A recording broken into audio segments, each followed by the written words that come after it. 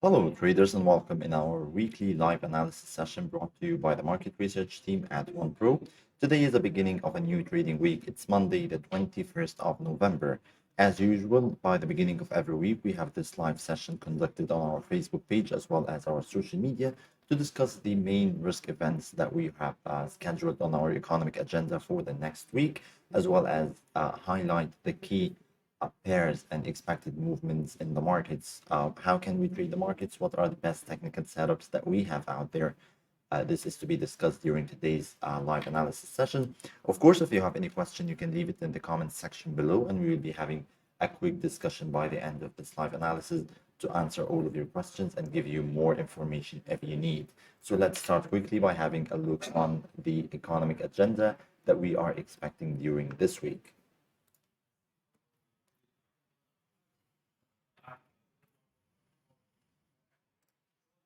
Starting with the economic agenda for this week, it basically starts today on Monday, the 21st of November.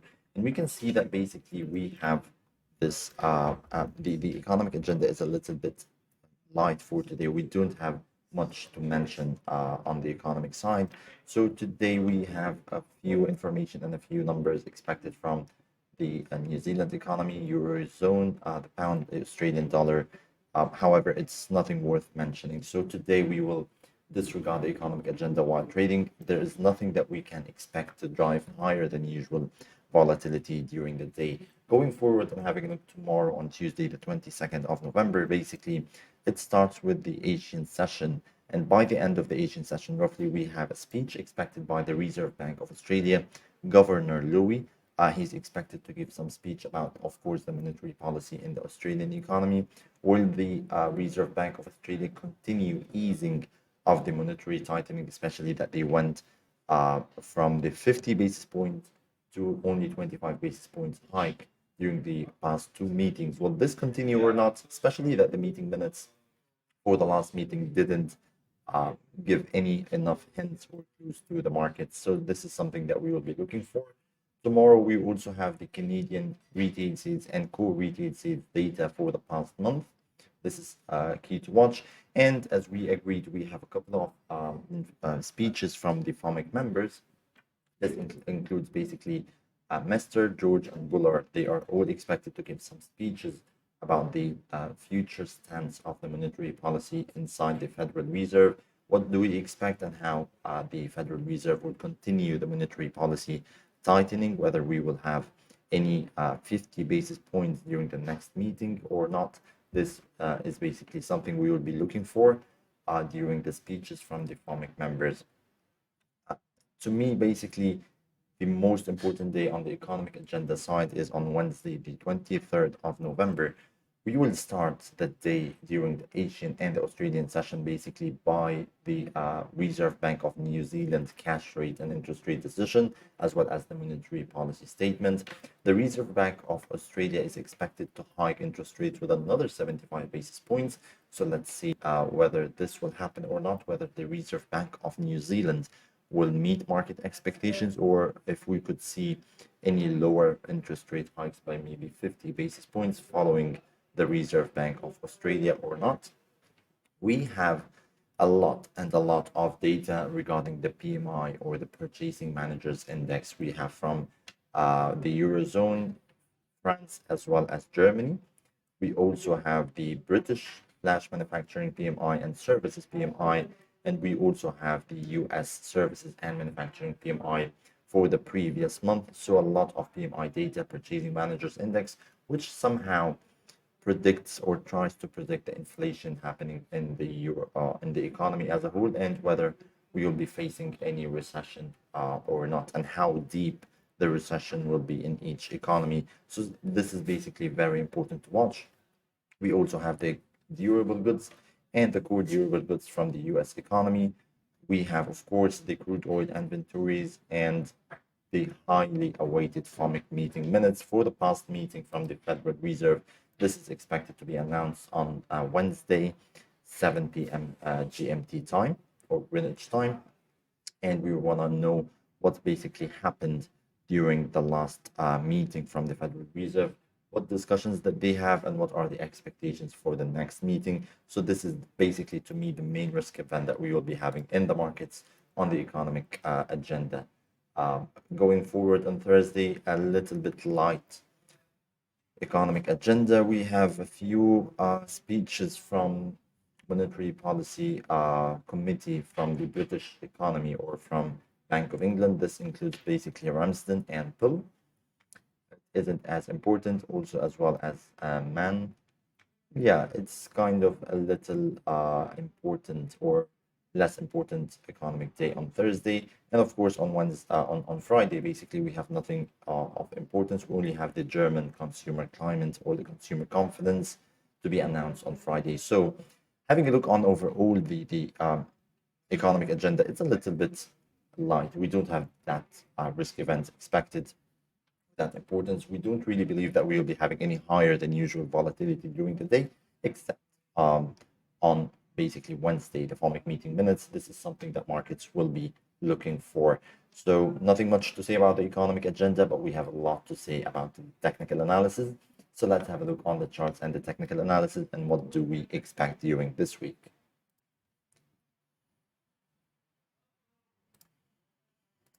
Starting with the economic, we're starting with the dollar index here.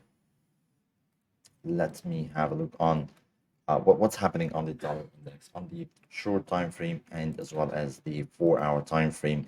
We mentioned during the last week analysis that we do expect a continuation of this downward move to around 105.50. We had this brilliant downward move. However, this is basically some sort of an accumulation, and this means that we basically held above the support level of 105.50, and we started to see some higher highs on the 4-hour time frame. So during the week, basically, we do expect a continuation of this upward move. Our targets on the dollar index during this week will be 108.36 and 109.27. So this is pretty much what we might expect during the day. An upward move from here, we can basically retrace a little bit and then continue the move upwards to the 109.27. On the smaller time frame, on the 30 minutes time frame, it basically appears that this accumulation phase that we mentioned, or this reversal pattern, is a clear head and shoulders pattern. We have this left shoulder on the 11th of November. The head was formed here on the 15th of November, and this was basically where we touched the support on the higher time frame. We tried to form the right shoulder here with a lower or a higher low, and then we broke above the neckline, and the move continues to the upside. So we do still have the same technical view on the short time frame. Basically, this is what we should be expecting out of the head and shoulders pattern.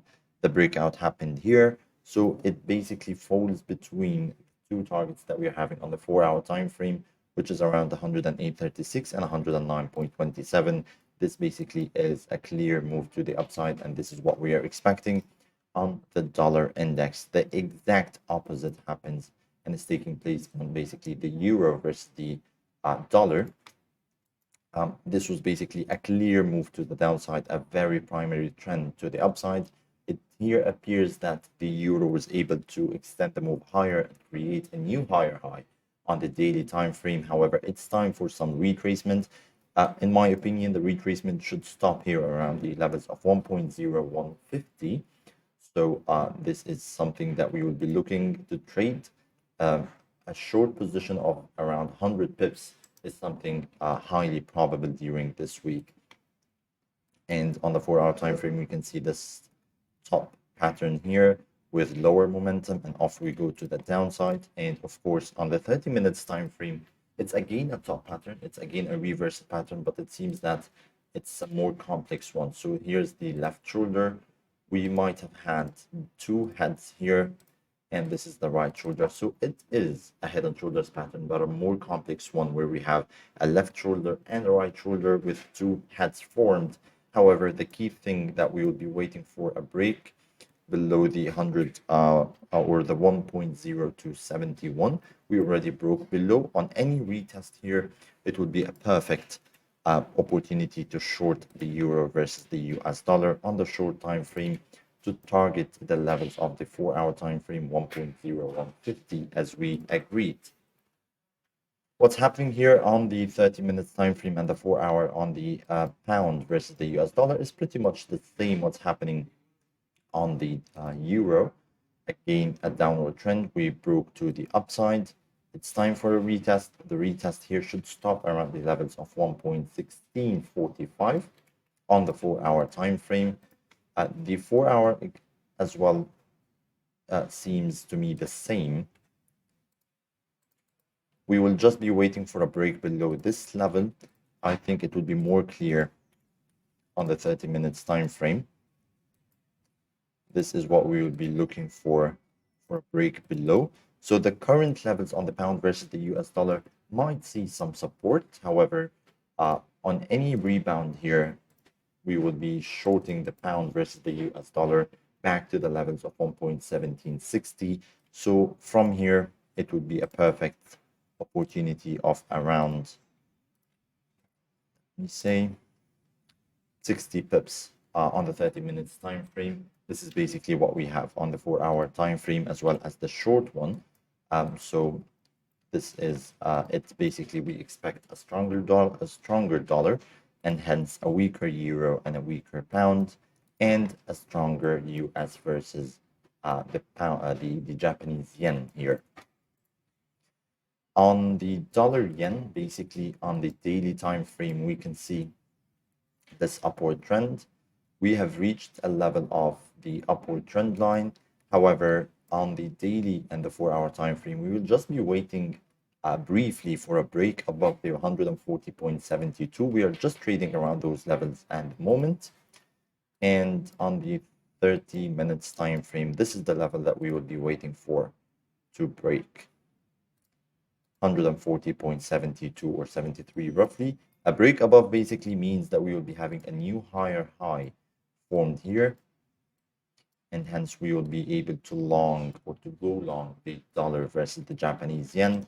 The expected move is around 300 pips during this week. However, just to start with, let's say we will be targeting the levels of 142.50 on the short time frame. So some brilliant moves expected to take place on the dollar, euro, pound, as well as the dollar yen. However, when you have all of the pairs expected to move in the same direction with the US dollar, you don't trade all of the pairs, because what if anything happened and the dollar changed its course of action or changed its probable scenario?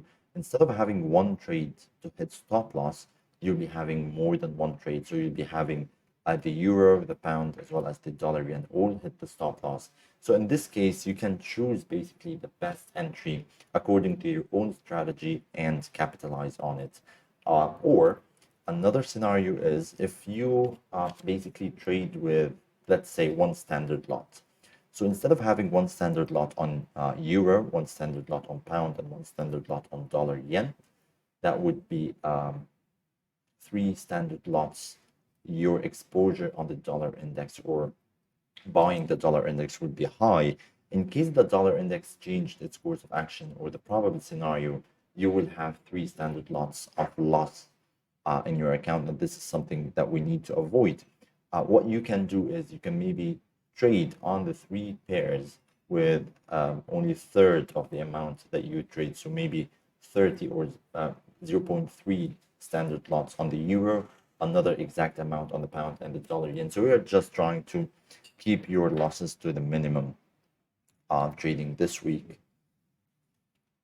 The euro versus the pound is a little bit volatile at the moment. It has been trading lower. However, we slightly formed a new higher high here on the 9th of November, and we are starting to move lower. So we do have a push to the upside, a move lower. As long as you are trading above the 0.8566, we are expecting to continue the move higher. However, it's all about when we will be finding support here on the euro versus the pound, and from where basically we will be expecting this downward move to end. So on the 30 minutes time frame, it seems that the euro has been trending in a sideways range for some time now. That's another left shoulder, another head number two, and a right shoulder, or maybe two right shoulders, whatever this pattern is, maybe a complex head and shoulders or not. However, it seems that this sideways range has been broken out to the downside, which means we might see some weakness on the euro versus the pound, maybe to the levels of 0.8639. You can see this basically was a great support here back on the beginning of November. So it might be a good idea to short the euro pound during the beginning of this week to have or to capture some very quick 40-50 pips gain before continuing the move to the upside. And that's for the euro versus the pound. What we're having here on the pound versus the yen. Basically, we shared our analysis on the pound versus the yen during the last week. We expected a move to the levels of 167.20. We captured some very good 75 or 80 pips move to the upside before going lower with another around 100 pips. We didn't yet reach our target here of 166. However, we do believe that to start off the week, we might have an upward move first, maybe to retest the highs again. So it's kind of a sideways right now. Although on the 4-hour time frame, we expect this whole rising wedge to break to the downside. However, it's only a matter of when this will happen. So on the 30 minutes time frame, we are seeing some support here. It's a great area to go long. So we'll just be going with the markets. From here, we will be having our longs initiated to the levels of, let's say, 166.82. So we are expecting an upward move of 40 pips and move your stop loss to the break even and have our second targets around the 167.20 before basically taking your profits. That's for the pound versus the yen. The same head and shoulders pattern which we saw on the dollar index basically have the exact opposite on the gold trading. Left shoulder, a head, and the right shoulder. We broke to the downside, so we are expecting some weakness to take place on gold trading during this week. On the 30 minutes time frame, we will be having our targets around 100 or 1722 on the short time frame. So a brilliant 200 or 230 pips on gold is expected during the week, because on the 4-hour time frame, what was happening here was a brilliant double bottom pattern. We broke to the upside. It is time for a retest to the neckline, which is around 1727. So we expect a continuation of this move downwards. And we end the week with the US crude oil. Basically, it's moving in a sideways range. We broke below the support, so we are definitely targeting this lower support of 76.28. That's on the medium term. The short term says that we will be having an upward move to around the levels of 82.62. However, we will be going long as soon as prices break above the 80.41, and this is our course of action on the US crude oil. So on the short time frame, we are expecting something like this on the 4-hour time frame before going lower to the 76.28, 82.62. So this is roughly where we expect a downward move to continue on the US crude oil and target the levels of 76.28 on the 4-hour and the 30 minutes time frame. So that was all for today's weekly live analysis session. Thank you so much for watching this. Please stay tuned for another live video next week at the same time. And during this week, basically starting from Tuesday, Wednesday, Thursday, and Friday, we will be having quick updates daily with the daily markets outlook to keep you updated with our weekly analysis of what do we expect during the remaining of this week. So thank you so much for watching this. We will meet up again next week. Please stay safe.